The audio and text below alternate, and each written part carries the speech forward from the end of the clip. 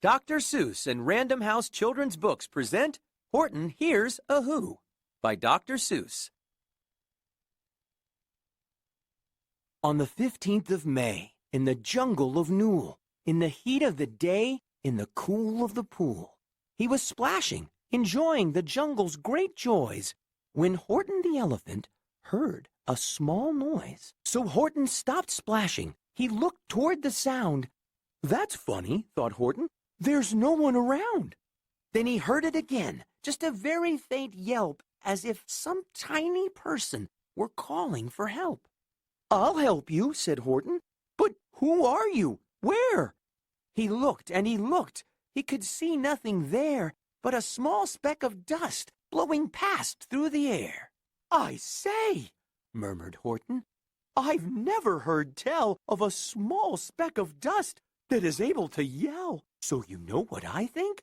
Why, I think that there must be someone on top of that small speck of dust. Some sort of a creature of very small size, too small to be seen by an elephant's eyes. Some poor little person who's shaking with fear that he'll blow in the pool. He has no way to steer.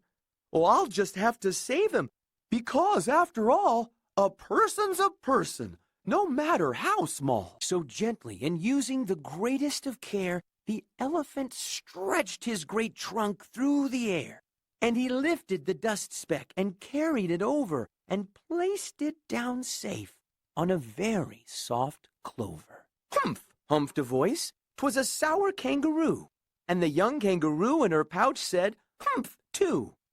"Why, that speck is as small as the head of a pin. A person on that? Why, there never has been." "Believe me," said Horton, "I tell you sincerely, my ears are quite keen, and I heard him quite clearly. I know there's a person down there, and what's more, quite likely there's two, even three, even four. Quite likely a family for all that we know, a family with children just starting to grow. So please," Horton said, "as a favor to me, try not to disturb them. Just please let them be." "I think you're a fool," laughed the sour kangaroo. And the young kangaroo in her pouch said, "Me too. You're the biggest blame fool in the jungle of Newell." And the kangaroos plunged in the cool of the pool. "What terrible splashing!" the elephant frowned. "I can't let my very small persons get drowned. I've got to protect them. I'm bigger than they." So he plucked up the clover and hustled away. Through the high jungle treetops, the news quickly spread. "He talks to a dust speck. He's out of his head. Just look at him walk with that speck on that flower." And Horton walked, worrying, almost an hour. "Should I put the speck down?" Horton thought with alarm. "If I do, these small persons may come to great harm. I can't put it down, and I won't. After all, a person's a person, no matter how small." Then Horton stopped walking. The speck voice was talking. The voice was so faint he could just barely hear it. "Speak up, please," said Horton. He put his ear near it. "My friend," came the voice, "you're a very fine friend. You've helped all us folks on this dust speck no end. You've saved all our houses, our ceilings and floors. You've saved all our churches and grocery stores." "You mean," Horton gasped, "you have buildings there too?" "Oh, yes," piped the voice, "we most certainly do." "I know," called the voice, "I'm too small to be seen, but I'm mayor of a town that is friendly and clean. Our buildings to you would seem terribly small, but to us who aren't big, they are wonderfully tall. My town is called Whoville, for I am a Who, and we Whos are all thankful and grateful to you." And Horton called back to the mayor of the town, "You're safe now. Don't worry. I won't let you down." But just as he spoke to the mayor of the speck, 3 big jungle monkeys climbed up Horton's neck. The Wickersham brothers came shouting, What rot! This elephant's talking to who's who are not. There aren't any who's, and they don't have a mayor, and we're going to stop all this nonsense. So there! They snatched Horton's clover. They carried it off to a black-bottomed eagle named Vladikoff. A mighty strong eagle, a very swift wing. And they said, "Will you kindly get rid of this thing?" And before the poor elephant even could speak, that eagle flew off with the flower in his beak. All that late afternoon, and far into the night, that black-bottomed bird flapped his wings in fast flight, while Horton chased after with groans over stones that tattered his toenails and battered his bones, and begged, "Please don't harm all my little folks, who have as much right to live as us bigger folks do." But far, far beyond him, that eagle kept flapping, and over his shoulder called back, "Quit your yapping. I'll fly the night through. I'm a bird. I don't mind it. And I'll hide this tomorrow where you'll never find it." And at 6:56 the next morning, he did it. It sure was a terrible place that he hid it. He let that small clover drop somewhere inside of a great patch of clovers 100 miles wide. "Find that!" sneered the bird. "But I think you will fail." And he left with a flip of his black-bottomed tail. "I'll find it!" cried Horton. "I'll find it or bust! I shall find my friends on my small speck of dust." And clover by clover by clover with care, he picked up and searched them and called, "Are you there?" But clover by clover by clover, he found that the one that he sought for was just not around. And by noon, poor old Horton, more dead than alive, had picked, searched, and piled up 9,005. Then, on through the afternoon, hour after hour, till he found them at last on the 3,000,000th flower. "My friends," cried the elephant, "tell me, do tell, are you safe? Are you sound? Are you whole?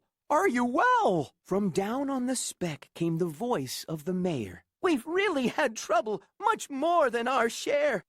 When that black-bottomed birdie let go and we dropped, we landed so hard that our clocks have all stopped. Our teapots are broken, our rocking chairs smashed, and our bicycle tires all blew up when we crashed.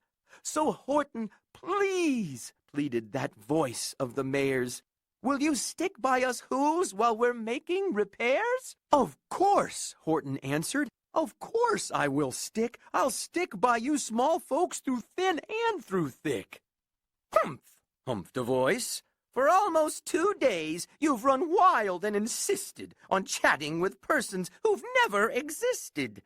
Such carryings on in our peaceable jungle. We've had quite enough of your bellowing bungle, and I'm here to state," snapped the big kangaroo, "that your silly nonsensical game is all through." And the young kangaroo in her pouch said, "Me too." With the help of the Wickersham brothers and dozens of Wickersham uncles and Wickersham cousins and Wickersham in-laws whose help I've engaged, you're going to be roped and you're going to be caged. And as for your dust speck, that we shall boil in a hot steaming kettle of bezelnut oil." "Boil it?" gasped Horton. "Oh, that you can't do. It's all full of persons. They'll prove it to you." "Mr. Mayor, Mr. Mayor," Horton called. "Mr. Mayor, you've got to prove now that you really are there. So call a big meeting. Get everyone out. Make every who holler. Make every who shout. Make every who scream. If you don't, every who is going to end up in a bezelnut stew." And down on the dust speck, the scared little mayor quick called a big meeting in Whoville town square. And his people cried loudly. They cried out in fear, "We are here! We are here! We are here! We are here! The elephant smiled. That was clear as a bell. You kangaroos surely heard that very well. All I heard, snapped the big kangaroo, was the breeze and the faint sound of wind through the far distant trees. I heard no small voices, and you didn't either. And the young kangaroo in her pouch said, Me neither. Grab him, they shouted, and cage the big dope. Lasso his stomach with 10 miles of rope. Tie the knots tight so he'll never shake loose. Then dunk that dumb speck in the bezelnut juice. Horton fought back with great vigor and vim, but the Wickersham gang was too many for him. They beat him, they mauled him, they started to haul him into his cage, but he managed to call to the mayor, Don't give up, I believe in you all. A person's a person, no matter how small. And you very small persons will not have to die if you make yourselves heard. So come on now and try. The mayor grabbed a tom-tom. He started to smack it. And all over Whoville, they whooped up a racket. They rattled tin kettles. They beat on brass pans, on garbage pail tops, and old cranberry cans. They blew on bazookas and blasted great toots on clarinets, oompas, and boompas, and flutes. Great gusts of loud racket rang high through the air. They rattled and shook the whole sky. And the mayor called up through the howling mad hullabaloo, Hey, Horton, how's this? Is our sound coming through? And Horton called back, I can hear you just fine, but the kangaroo's ears aren't as strong quite as mine. They don't hear a thing. Are you sure all your boys are doing their best? Are they all making noise? Are you sure every who down in Whoville is working? Quick, look through your town. Is there anyone shirking? Through the town rushed the mayor, from the east to the west. But everyone seemed to be doing his best. Everyone seemed to be yapping or yipping. Everyone seemed to be beeping or bipping. But it wasn't enough. All this ruckus and roar, he had to find someone to help him make more. He raced through each building. He searched floor to floor. And just as he felt he was getting nowhere and almost about to give up in despair, he suddenly burst through a door, and that mayor discovered one shirker, quite hidden away in the Fairfax Apartments, apartment 12J. A very small shirker named Jojo was standing, just standing, and bouncing a yo-yo. Not making a sound, not a yip, not a chirp. And the mayor rushed inside and he grabbed the young twerp. And he climbed with the lad up the Eiffelberg Tower. This, cried the mayor, is your town's darkest hour.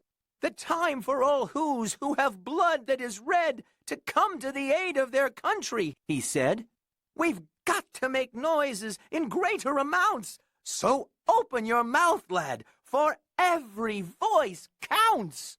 Thus he spoke as he climbed. When they got to the top, the lad cleared his throat and he shouted out, Yap! And that yap, that one small extra yap, put it over.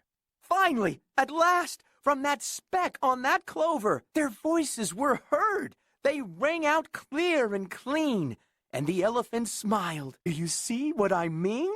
They've proved they are persons, no matter how small, and their whole world was saved by the smallest of all. How true! Yes, how true, said the big kangaroo. And from now on, you know what I'm planning to do. From now on, I'm going to protect them with you. And the young kangaroo in her pouch said, Me too! From sun in the summer, from rain when it's fallish, I'm going to protect them, no matter how smallish. We hope you have enjoyed this production of Horton Hears a Who. Text and illustration copyright 1954. Renewed 1982 by Dr. Seuss Enterprises. Production copyright 2013 by Dr. Seuss Enterprises. All rights reserved.